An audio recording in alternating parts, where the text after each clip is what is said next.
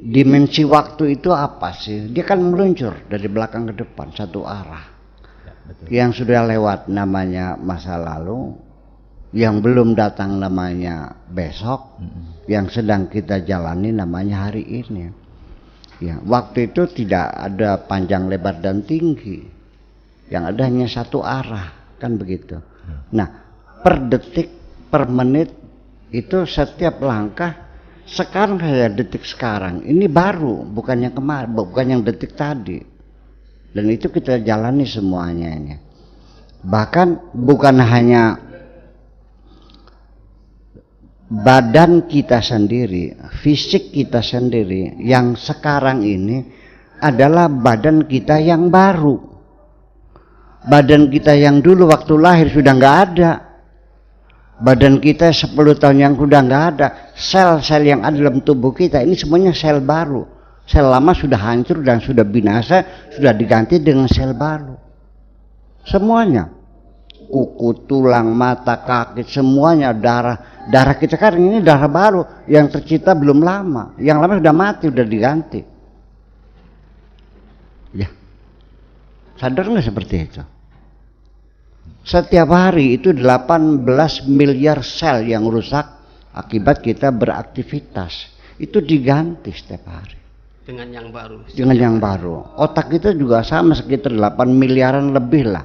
Itu mengalami kerusakan karena beraktivitas. Mungkin sel otak saya paling banyak rusak ya. Ya, tetapi nanti setelah tidur begitu bangun sudah sempurna lagi.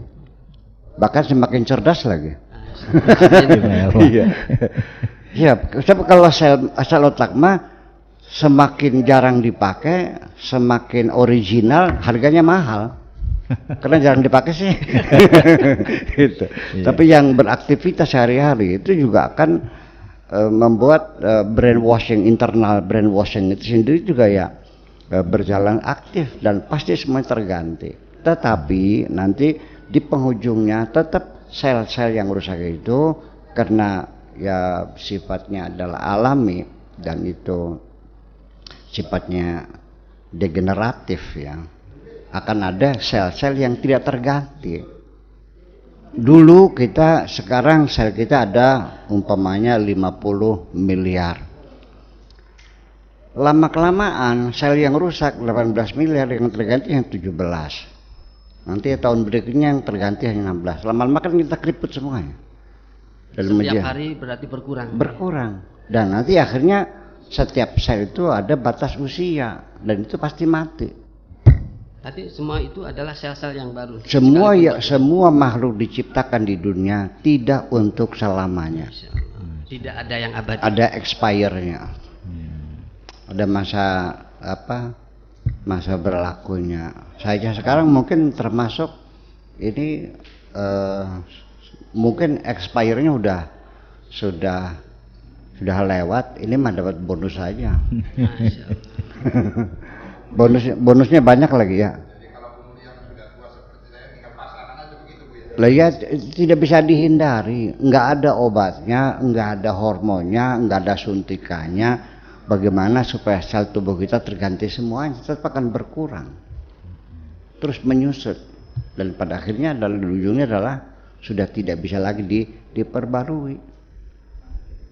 Ya, itu sudah ada. Ya kita memproduksi barang aja, makanan itu kan ada masa expire, ada luarsanya tanggal berapa. Ya, ada.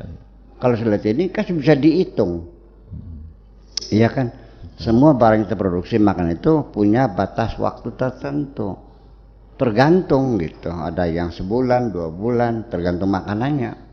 Semua punya ukurannya.